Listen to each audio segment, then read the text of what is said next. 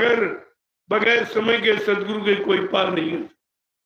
तो क्या आपको भवसागर नहीं पार जाना, अपनी जीवात्मा का कल्याण नहीं करना, तो क्या इन चेलों से होना? तो चेले भी नहीं, लुटेरे, ये तो चेले भी नहीं।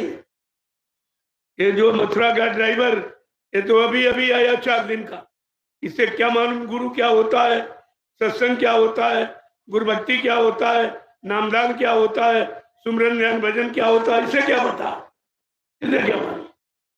अरे तुम पढ़े लिखे हो, किसी संस्था, ट्रस्ट और संघ संगठन का बायलाज तो पढ़ो। उसमें क्या लिखा है कि ड्राइवर कभी संस्था का व्यक्ति नहीं होता, ड्राइवर संस्था का व्यक्ति नहीं होता, ड्राइवर प्राइवेट नौकर होता है, जब ताव रखो जब चाहता। और बड़े साफ साफ शब्दों में है। और ये तो संस्था, ये ड्राइवर चंद दिन का, अभी उम्र ही कितनी उसकी है, न सत्संगी है, न नामदानी है, न शाकाहारी है, न भजनानंदी है, न गुरु का शिष्य, उसमें तो ये कोई भी गुण नहीं। और उज्जैन वाला ये भी सन 80 में आया, इसका पिता इसको लेके आया था मथुरा, ये टीबी का पेशेंट मरीज है। तो बाबा जी ने कहा भाई ये तो अभी शादी के योग्य नहीं है, इसको टीबी हो गई, इसको आश्रम पर छोड़ दो। तब से आश्रम पर रह रहा, वहीं का धन खर्च कर रहा, वहीं की रोटी खा रहा, वहीं से सम्मान ले रहा, और जिनसे सम्मान ले रहा उन्हीं को कह रहा मर गए, जब किसको बाबा जी ने जीवन दान दिया। और वो 3 को जीवन दान दिया था बाबा जी, ये भी मैं आपको बता दूं, कोई नहीं बताया। एक गुजरात का मनुभाई पटेल, जिसके एक ही गुर्दा, जब अहमदाबाद में ये हुआ तो सत्संग में आया था, कहने लगा कि महाराज हमारे तो एक ही गुर्दा है। बाबा जी ने कहा भाई तुम कितने दिन जिंदा रहना चाहते रहो, तब से आज तक जिंदा, कितने साल निकल गए वो भी भूल गया। वो भी बाबा जी को मुर्दा बता रहा, जो जीवों को जीवन दान दे सकता है क्या अपने लिए भूल जाएगा? इतना भी तुमने याद नहीं रखा, तुम्हारी बुद्धि ने इतना तुमको पीछे ढकेल दिया कि गुरु के वचनों से दूर कर दिया, गुरु से दूर कर दिया, गुरु की शरण से दूर कर दिया, और इन गुनहगारों की शरण में आते नहीं। थोड़ा समय रहेगा, मैं भी अपनी बारी को विराम देना चाहता हूं, क्योंकि जब परिवार वाले विरोध करने लगे तो समझ लो विनाश निश्चित। जब सतयुग में हिरण्यकशिपु पिता प्रहलाद बेटा, बाप बेटे में विरोध हुआ, धर्म के लिए, सच्चाई के लिए, बाप नहीं माना तो विनाश हो गया।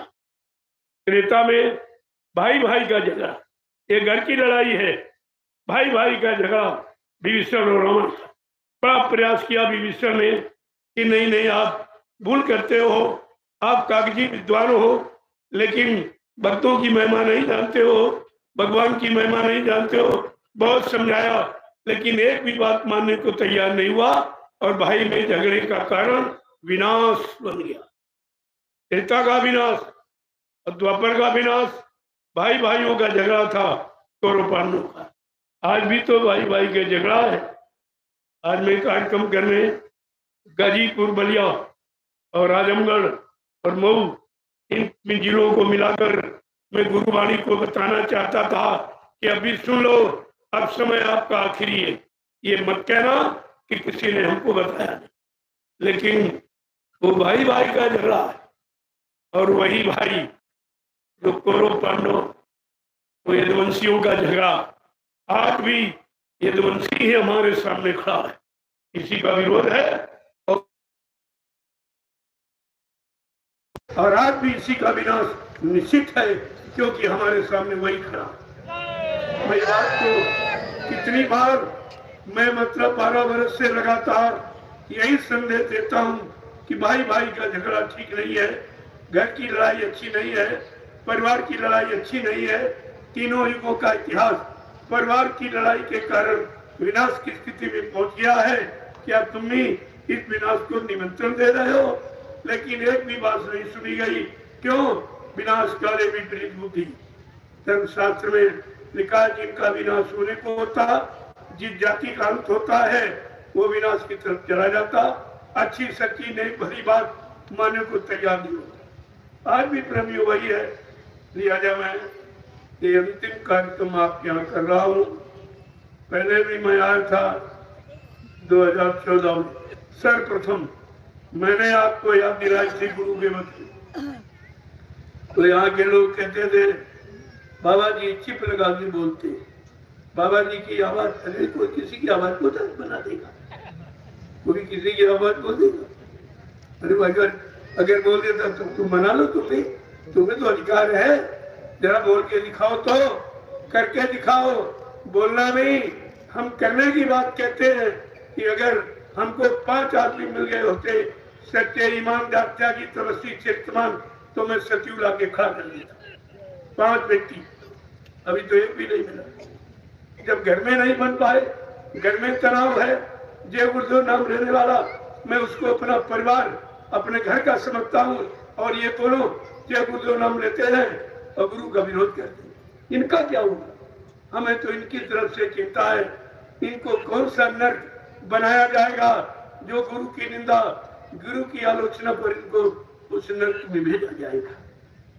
मैं तुम्हें बार बार बोलता और आपसे भी आज इसीलिए बोलता और बाबा जी के बच्चों को याद कराता हूँ। मेरा कोई वचन नहीं, मेरा अपना कोई प्रचार नहीं, किसी से कोई सेवा रुपया पैसा नहीं। जो स्वेच्छा से श्रद्धा सेवा भाव से आप देते हो, मैं उसको एक बहुत अच्छी जगह जो ऋषि मुनियों की धरोहर है, नैमिषारण्य 88,000 ऋषि भूमियों की भूमि है, मैं वहां पर आपकी सेवाओं को लगा रहा हूँ। और जो सेवा आपने आज तक दी और अभी दे रहे हो, तो उनसे पूछो सेवा आप कहाँ लगाते हो। बाबा जी ने आपको सब सिखाया, सब अनुभव कराया। मथुरा में जब बाबा जी के हाथ में आप सेवा देते थे तो बाबा जी क्या कहते थे? तुम्हारी इन सेवाओं से मैं तुम्हारा परमात्मा बना दूंगा, तुम्हारे अनंत जन्मों के पापों को नष्ट कर दूंगा, तुम्हारी जीवात्माओं को जगाकर घर पहुंचा दूंगा। क्या जिनको आप सेवा देते हो वो ये कोई तुम्हारा काम कर? अरे उसको पूछो सेवा देके कि बाबा जी के हाथ पे जब मथुरा में सेवा देते थे तो उन्होंने ये वादा किया था, क्या तुम लोग इनमें से कोई वादा पूरा कर सकते हो? तुम हमारी जीवात्मा जगा सकते हो, परमात्मा से मिला सकते हो, हमारे किसी पाप कर्म की माफी करा सकते हो? ये ताकत तुम्हारे पास है तो प्रेमियों 2 मिनट में सच्चाई का राज खुल जाता। लेकिन तुम भी लोग कुछ नहीं करते। लिहाजा दोषी दोनों लोग, न मानने वाले दोनों हो। वो तो मानते नहीं, उनको तो स्वार्थ है। तुम्हारा क्या स्वार्थ? अरे भाई वो तो इसलिए कहते हैं कि बाबा जी मर गए, जब पिता को मृतक आप घोषित कर दोगे तभी प्रॉपर्टी मिलेगी, इसके पहले मिलेगी नहीं। इन्होंने चाहा कि मथुरा की संपत्ति जमीन हमको मिल जाए, तो फट से उन्होंने प्रचार किया कि बाबा जी मर गए। मैं आपसे ये भी पूछने आया हूँ